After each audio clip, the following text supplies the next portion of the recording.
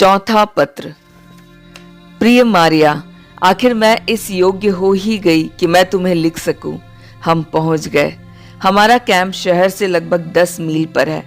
मैं अपने यहाँ के जीवन का वर्णन करने में असमर्थ हूँ, तुम जानती हो। कुछ थोड़ा ही लिख सकूंगी। परमेश्वर का धन्यवाद हो कि उसने मुझे शारीरिक रूप से सही सलामत रखा कि मैं परिश्रम कर सकूं। मैं और मेरी बहन को वर्कशॉप के मशीनों पर काम करना पड़ता है। बहन का स्वास्थ्य ठीक नहीं है, इसलिए मेरा और उनका दोनों का काम मुझे करना पड़ता है। हम 12-13 घंटे काम करते हैं। हमें उतना ही कम खाना मिलता है जितना तुम्हें। मेरा मन परमेश्वर की स्तुति करता है कि उसने तुम्हारे द्वारा उद्धार का मार्ग दिखाया। उस मार्ग पर मैं जानती हूँ कि मेरे जीवन का एक अर्थ है। मैं जानती हूँ मुझे कहाँ जाना है, मैं किसके लिए यातना भोग रही हूँ। मैं अधिक से अधिक लोगों के सामने उद्धार के आनंद की चर्चा करना चाहती हूँ। हमारे मसीह में परमेश्वर के प्रेम को कौन समाप्त कर सकता है? कोई नहीं, कुछ भी नहीं। जेल भी नहीं, यातनाएं भी नहीं। जो यातनाएं परमेश्वर हमारे ऊपर भेजता है, उससे हमारा विश्वास उसमें और दृढ़ होता है। मेरा मन परमेश्वर की महिमा से भरा हुआ है। वे मुझे बुरे शब्द, सजा और अधिक कार्य करने को देते हैं, क्योंकि मैंने गवाही देनी बंद नहीं की है। जब मैं सर्वनाश की ओर चली जा रही थी, प्रभु ने मुझे नया बना दिया। इसके बाद क्या मैं खामोश हो सकती हूँ? नहीं, कभी नहीं। जब तक मुझ में बोलने की शक्ति है, तब तक मैं उसके महान प्रेम की गवाही देती रहूंगी। कैंप जाते समय हमें बहुत से भाई बहन जो मसीह में विश्वास रखते हैं मिले। कितने आश्चर्य की बात है कि हम उन्हें देखते ही पहचान गए कि ये लोग विश्वासी हैं। एक स्टेशन पर कोई महिला आई, हमें कुछ खाने की सामग्री दी और केवल ये शब्द कहकर चली गई, परमेश्वर जीवित है। कैंप में हम रात में पहुंचे। हमें तहखाने में ले जाया गया। जो लोग वहां पहले से ही थे, उन्होंने हमें आत्मिक शांति आपके साथ बनी रहे शब्दों से स्वागत किया। पहले ही शाम से हमें लगा जैसे हम एक ही परिवार के सदस्य हैं। कैंप में बहुत से सदस्य हैं जो मसीह को अपना उद्धारकर्ता मानते हैं। आधे से अधिक बंदी विश्वासी है। हमारे बीच में बहुत अच्छे वक्ता और गाने वाले हैं। कठोर परिश्रम के बाद जब हम सब विश्वासी प्रार्थना में सिर झुकाते हैं, तब हमारे आनंद की सीमा नहीं होती। मसीह पर विश्वास प्रत्येक स्थान पर स्वतंत्र रहता है। यहाँ पर मैंने बहुत से मसीही गीत सीख लिए हैं। प्रतिदिन परमेश्वर के वचन में से सुनने को मिलता है। 19 वर्ष की अवस्था में पहली बार मैंने यीशु का जन्मदिन मनाया। इस दिन को मैं कभी नहीं भूल सकती। हम में से कुछ भाई दिन में नदी पर गए, बर्फ तोड़कर स्थान बनाया और परमेश्वर के वचन के अनुसार 7 भाइयों को और मुझे रात में बपतिस्मा दिया गया। मैं कितनी प्रसन्न हूँ, इसकी कल्पना करना कठिन है। माया, काश तुम यहाँ देखती और मैंने जो तुम्हारे विरुद्ध अनुचित बातें की थी उसका प्रायश्चित मैं किसी हद तक कर सकती। परमेश्वर हमें चाहे जिस भी स्थान पर रखे, हमें उनमें दृढ़ रहना चाहिए। मसीह परिवार को शुभकामनाएं दो। परमेश्वर हमारे कार्य पर आशीष दे। वह मुझे भी आशीष देता है। कृपया इब्रानियों 12 का 1 से 3 पढ़िए। यहाँ से सारे भाई बहन भी शुभकामनाएं भेज रहे हैं और प्रसन्न हैं कि आपका परमेश्वर में इतना दृढ़ विश्वास है कि 1000 मुसीबत झेलने पर भी आपके मुंह से प्रभु की प्रशंसा निकलती है। अगर आप दूसरों को लिखे तो हमारी शुभकामनाएं भी दे। आपकी वारिया। 5वां पत्र। प्रिय मारिया, आखिर मुझे तुम्हें कुछ लिखने का अवकाश मिल ही गया। परमेश्वर की कृपा से हम और वह बहन सही सलामत है। अब हम डैश में हैं। वे लोग हमें यहाँ ले आए हैं। तुम्हारे मेरे प्रति माता जैसे प्रेम के लिए मैं धन्यवाद देती हूँ। जो सामान भेजा था वह मिल गया।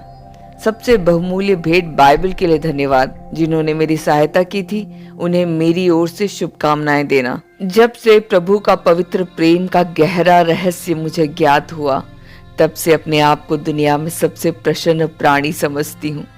जो अत्याचार मुझे सहने पड़ते हैं वे केवल दया समझती हूँ। मैं खुश हूँ कि विश्वास लाने के पहले ही दिन से मुझे उसके लिए दुख सहना पड़ा। मेरे लिए आप सब लोग प्रार्थना कीजिए कि अंत तक प्रभु की विश्वासी बनी रहूं। आत्मिक संघर्ष के समय में प्रभु आपको सामर्थ्य दे। हमें अब डैश भेजा जा रहा है। शायद अवसर मिलेगा फिर लिखूंगी।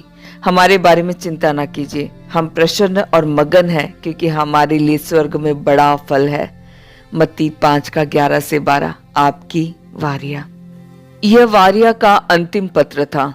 इस जवान कम्युनिस्ट लड़की ने प्रभु को स्वीकार किया था, उसकी गवाही दी, उसे दासताश्रम में डाल दिया गया। इसके बाद उसकी कोई खबर नहीं है।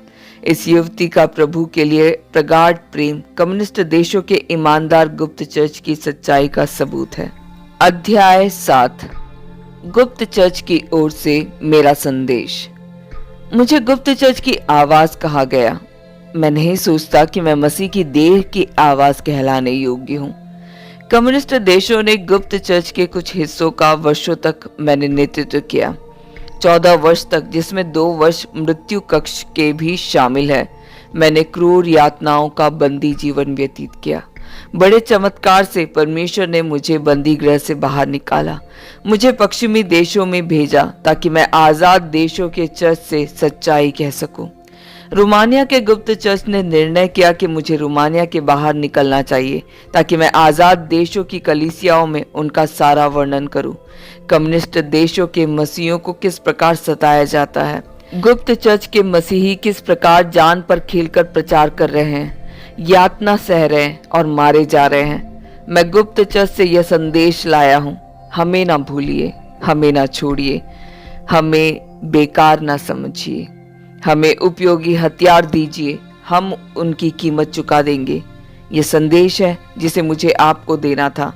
मैं उस बेआवाज और खामोश करा दिए गए गुप्त चर्च की ओर से आपसे बोल रहा हूँ। कम्युनिस्ट देशों में अपने सताए जाने वाले भाइयों और बहनों की दर्द भरी पुकार सुनिए। वे वहां से ना भाग निकलना, ना सुरक्षा, ना ही आराम चाहते हैं, परंतु वे अपने जवानों के मनों को कम्युनिस्ट विष से बचाना चाहते हैं। आने वाली पीढ़ी को नास्तिकवाद से सुरक्षित रखना चाहते हैं। वे बाइबल चाहते हैं जिसे प्रचार कर सके। वे बिना बाइबल के किस प्रकार परमेश्वर का वचन फैला सकते हैं। गुप्त चर्च उस डॉक्टर के समान है जो रेल यात्रा कर रहा था। वह रेलगाड़ी दूसरी रेलगाड़ी से टकरा गई। हजारों बुरी तरह घायल हो गए, कई शोचनीय अवस्था में थे। वो डॉक्टर घायल लोगों के सामने चिल्लाता फिरा, यदि मेरे पास मेरे यंत्र होते, उन उपयोगी यंत्रों द्वारा बहुतों की जान बचा सकता था। वह जाने बचाना चाहता था, परंतु उसके पास यंत्र नहीं थे। गुप्त चर्च का भी यही हाल है। वे अपना सर्वस्व देने को तैयार है, वे शहीद होने के लिए भी तैयार है, वे कम्युनिस्ट जेलों में जाने को तैयार है, परंतु केवल इच्छा होने से कुछ नहीं हो सकता जब तक उनके पास यंत्र ना हो जिनसे वे कार्य कर सके। आजाद देशों के लोगों से साहसी और दृढ़ विश्वासी गुप्त चर्च का केवल यही आग्रह है, हमें यंत्र दीजिए, सुसमाचार, बाइबल, साहित्य और अन्य सहायता। शेष हम स्वयं देख लेंगे। आजाद मसीही किस प्रकार सहायता कर सकते हैं? प्रत्येक मसीही इस प्रकार की सहायता कर सकता है। नास्तिक अदृश्य स्रोत की शक्ति को नहीं मानते, इस जगत और जीवन के रहस्य को नहीं जानते। मसीही अपनी आंख से देखकर ही नहीं, विश्वास पर भी चलकर उनकी सहायता कर सकते हैं। मसीही लोग अच्छे, त्यागी और साहसपूर्ण जीवन बिताकर हमारी सहायता कर सकते हैं। जब जब मसीही पर अत्याचार हो तब तब आप प्रदर्शन करके सहायता कर सकते हैं। आजाद मसीही कम्युनिस्टों की आत्माओं के लिए प्रार्थना द्वारा सहायता कर सकते हैं। ऐसी प्रार्थना अजीब सी प्रतीत हो सकती है। हमने कम्युनिस्टों के लिए प्रार्थना की, परंतु दूसरे दिन उन्होंने हमें और यातना पहुंचाई। परंतु मसीह की प्रार्थना भी ऐसी ही तो थी, क्योंकि प्रार्थना के बाद उसे क्रूस पर चढ़ाया गया। लेकिन कुछ समय बाद ही उन्होंने छाती पीट पीट कर शोक मनाया और उसी दिन विश्वास लाए। दूसरों के लिए प्रार्थना बेकार नहीं गई। आपकी प्रार्थना जो आप दूसरों के लिए करते हैं और वह इसे कुछ नहीं समझते, वह प्रार्थना आपके लिए महान अभिषेक का कारण होती है। कई मसीही लोगों और मैंने हिटलर के लिए प्रार्थना करने में समय लगाया। मेरा विश्वास है कि जितना अलाइड फौज की गोलियों ने हिटलर को हराने में मदद की, उतनी ही हमारी प्रार्थनाओं ने भी। हमें अपने पड़ोसियों से अपने समान प्रेम करना चाहिए। कम्युनिस्ट हमारे पड़ोसी हैं। कम्युनिस्ट मसीह का वचन स्वीकार नहीं करते। मैं इसलिए आया कि वे जीवन पाए और बहुतायत से पाए।